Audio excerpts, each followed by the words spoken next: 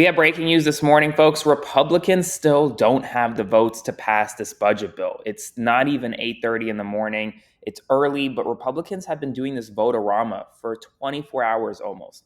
They still don't have the votes. Your calls, your messages, they've been working. They've been putting pressure on a number of senators to hold out and potentially kill this bill.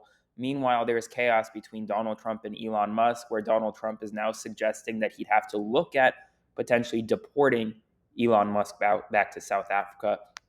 It's a crazy morning, so let me just break down everything that you missed overnight. But before I do, please consider subscribing to my Substack by clicking the button below to support my work or sending a one-time donation via Venmo to Aaron-Parnas. So on Capitol Hill right now, Senate Republicans are struggling to flip Lisa Murkowski. She is the key holdout vote. Overnight, this bill was supposed to pass around midnight, then again around 3 a.m.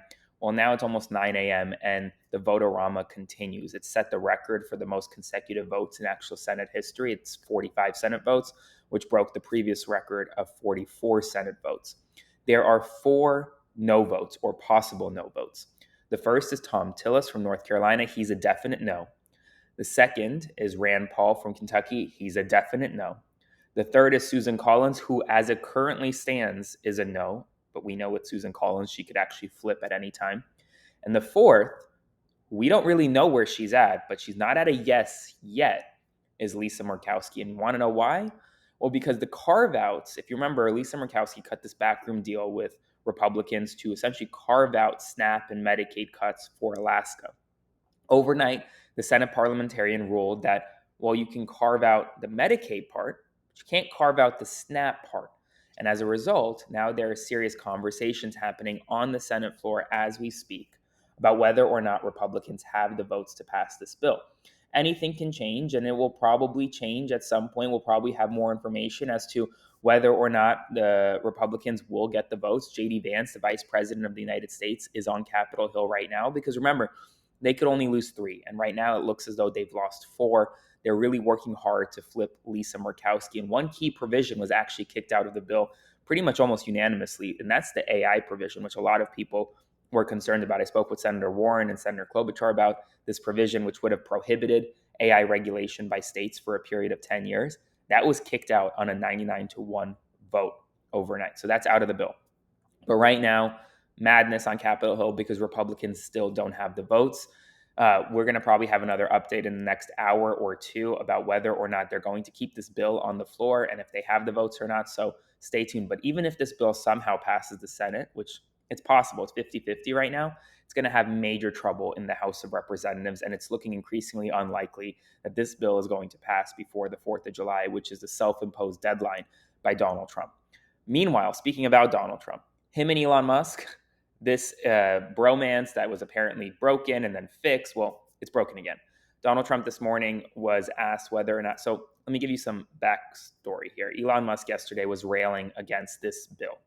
He was talking about how it's full of pork, how it's full of unnecessary government spending, about how he would create a new political party the day after this bill passes, about how he would challenge Republicans who vote for the bill, et cetera, et cetera, et cetera.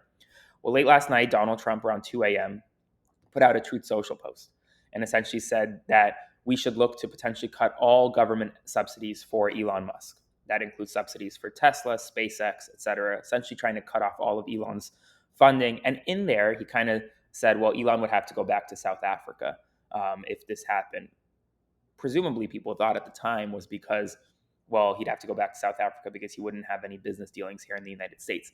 Well, fast forward about 5 hours later, Trump is now leaving the White House. He was asked by reporters, would you ever consider deporting Elon Musk? And he said, we'd have to look at it. He wouldn't rule it out. And now he is saying that Elon has, quote, a lot more to lose than just the government subsidies as it relates to Tesla and SpaceX. So major feud this morning. We're waiting for Elon Musk's response on Twitter, which will likely come in the next several minutes or hours. So stay tuned on that. Now, in non-news related to Elon Trump or the budget bill, Brian Kohberger is expected to plead guilty this week and plead guilty to 4 counts of murder and a count of burglary to spare himself from the death penalty in the horrific Idaho murders. So that is happening, but the families are extremely upset at the prosecutors for not fully consulting with them. severe weather is striking major parts of America right now.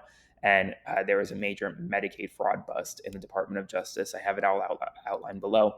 So I'll probably have another update for you guys probably in the next 2 to 3 hours once we have more information as to where this budget bill stands, because that is what's at top of people's minds right now. If you want to support my work, please consider subscribing to my Substack by clicking the button below or sending that one-time donation via Venmo to Aaron-Parnas, and I'll see you soon.